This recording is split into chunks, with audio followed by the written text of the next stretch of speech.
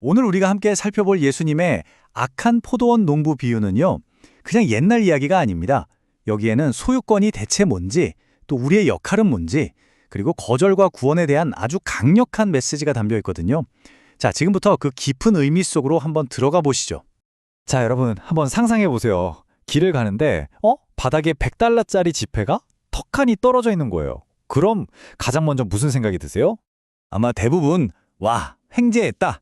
이거 이제 내 돈이다 하시겠죠? 그쵸? 이렇게 우리 눈앞에 주인이 안 보이면 우리는 아주 쉽게 그게 내 거라고 착각하게 돼요. 오늘 우리가 나눌 이야기가 바로 이 소유권에 대한 착각에서부터 시작됩니다. 자, 이야기의 시작은 이렇습니다. 아주 너그러운 포도원 주인이 있었어요. 근데 이 주인이 그냥 자, 알아서 해봐 하고 포도원을 맡긴 게 아닙니다. 정말 농부들이 성공할 수밖에 없도록 모든 걸 아주 완벽하게 준비해줬습니다. 한번 보세요. 먼저 들짐승이나 도둑이 못 들어오게 튼튼한 산울타리를 쳤고요.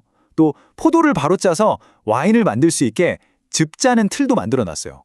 심지어는 안전하게 쉬면서 포도원을 지킬 수 있는 망대까지. 와, 이건 뭐 농부들은 그냥 몸만 와서 열심히 일만 하면 되는 정말 완벽한 조건이었던 거죠. 자, 그럼 이 비유 속 상징들을 한번 풀어볼까요? 여기서 주인은 바로 하나님을 뜻하고요. 포도원은 뭘까요? 바로 하나님이 우리에게 주신 삶, 재능, 가족, 이런 모든 축복들을 상징합니다. 그럼 농부들은 바로 그 모든 것을 맡아서 관리하는 청지기, 바로 우리 자신을 가리키는 거죠. 그런데 말이죠. 모든 게 완벽해 보였는데 시간이 흐르면서 문제가 생기기 시작합니다. 처음엔 감사함으로 가득했던 그 농부들의 마음속에 아주 위험한 싹이 트기 시작한 거예요. 바로 반역의 싹이죠. 아마 첫 해에는 정말 감사했을 거예요. 와, 이런 기회를 주시다니 하면서요. 그런데 1년이 지나고 2년이 지나고 주인이 통 모습을 보이질 않는 겁니다. 그러니까 슬슬 이런 생각이 드는 거죠. 주인은 없네. 이 포도원 사실 우리가 땀 흘려서 일군 거잖아. 그럼 이거 우리 거 아닌가? 하고요. 점점 청직이라는 자기 본분을 잊어버리고 스스로 주인이 되려는 무서운 착각에 빠져버린 겁니다. 자, 이제 추수 때가 됐습니다. 주인은 당연히 약속했던 대로 소출의 일부를 받으려고 종들을 보냈어요. 이건 무리한 요구가 아니었죠. 주인의 당연하고도 정당한 권리였습니다. 그런데 농부들의 반응이 정말 충격적입니다. 첫 번째 종이 오니까 그냥 때려서 쫓아내버려요. 두 번째 종은 머리를 다치게 하고요. 세 번째 종은 아예 죽여버립니다. 갈수록 폭력의 수위가 점점 높아지는 거죠. 사실 이건 구약시대에 하나님이 보내셨던 수많은 선지자들을 이스라엘 백성이 어떻게 대했는지를 그대로 보여주는 장면이기도 합니다. 이렇게 계속해서 반역하는데도 주인은 포기하지 않고 마지막 희망을 걸어보기로 합니다. 하지만 이야기는 이제 걷잡을 수 없이 최악의 상황으로 치닫게 됩니다. 주인은 마지막으로 이렇게 생각한 거예요. 설마 내 아들이 직접 가면 존중해 주겠지? 하는 마지막 기대를 품고 자신의 전부인 사랑하는 아들을 보내기로 결심합니다. 하지만 농부들은 주인의 그 마지막 희망마저 무참히 짓밟아버립니다. 아들을 보자마자 그들의 눈이 번뜩인 거죠. 저 사람이 바로 상속자다. 저 사람만 없애면 이 포도원은 법적으로도 완전히 우리 차지가 될 거야 라고 모의하기 시작해요. 이게 그냥 하는 소리가 아니라 당시 법의 허점을 노린 아주 치밀하고 사악한 계획이었던 겁니다. 그리고 결국 그들은 아들을 죽여서 그 시신을 포도원 밖으로 던져버립니다. 이 밖으로라는 말이 굉장히 중요해요. 왜냐하면 이건 예수님께서 예루살렘 성문 밖 골고다 언덕에서 십자가에 못 박히실 것을 놀랍도록 정확하게 보여주는 장면이기 때문입니다. 자, 이렇게 인간의 죄가 그야말로 최악의 정점을 찍은 이 비극적인 순간. 이제 모든 게 끝난 것처럼 보이잖아요. 그런데 바로 여기서 이야기는 누구도 예상치 못한 방향으로 확 틀어집니다. 하나님의 놀라운 대반전이 시작되는 거죠.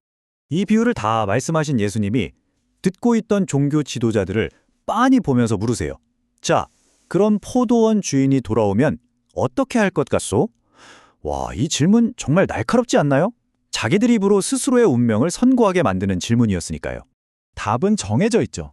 주인은 돌아와서 그 악한 농부들을 모조리 없애고 포도원을 다른 사람들에게 맡길 겁니다. 그리고 이건 그냥 이야기로 끝난 게 아니에요. 실제로 주후 70년에 예루살렘이 멸망하고 하나님의 구원이 유대인을 넘어서 모든 민족에게로 확장되는 역사적인 사건으로 이어지게 됩니다. 그리고 여기서 예수님은 시편의 한 구절을 인용하시면서 이 이야기의 진짜 결말, 진짜 핵심을 딱 하고 던져주십니다. 아들의 죽음이 비극으로 끝나는 게 아니라 실은 가장 위대한 승리의 시작이었음을 선포하시는 거죠. 여기서 이 대비가 정말 기가 막힙니다. 보세요. 세상에서 가장 집을 잘 짓는다는 건축자들, 그러니까 당시 종교 지도자들이죠. 그들이 보기엔 예수님이라는 돌은 영 쓸모가 없어서 버려버렸어요. 그런데 하나님은 어떻게 하셨죠?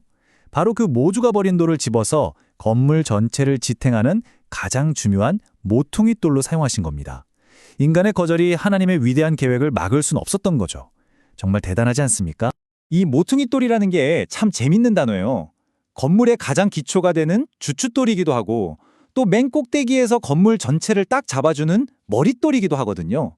그러니까 한마디로 예수님이 새로운 하나님 나라의 시작인 동시에 완성이 되신다는 그런 깊은 의미가 담겨 있는 겁니다.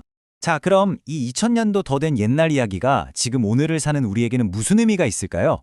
이 비유는 그냥 옛날 사람들의 이야기가 아니라 바로 우리 각자의 삶을 그대로 비춰주는 거울과도 같습니다. 그 악한 농부들이 왜 그렇게까지 됐을까요? 그 죄의 뿌리를 파고 들어가 보면 결국 이런 것들이에요. 첫째, 자기가 청직인데 주인인 줄 착각한 거죠. 둘째, 모든 걸 내 마음대로 통제하고 싶어 했고요. 셋째, 진짜 주인의 권위를 인정하기 싫었던 겁니다. 결국 주인 없이 우리끼리 사는 게 진짜 자유라고 믿는 그런 무서운 착각에 빠졌던 거죠.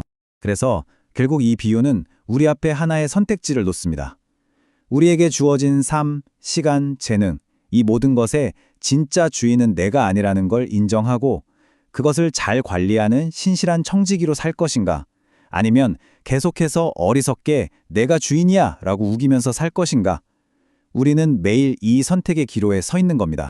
우리는 그저 세상을 어설프게 따라하는 복제품이 되어서는 안 됩니다. 오히려 세상이 쓸모없다고 버렸던 그 돌, 바로 예수 그리스도 안에서 세상과는 완전히 다른 진짜 대안을 보여줘야 하는 거죠.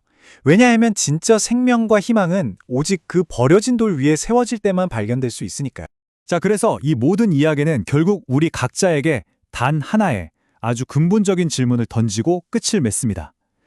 당신 삶의 주인은 과연 누구입니까?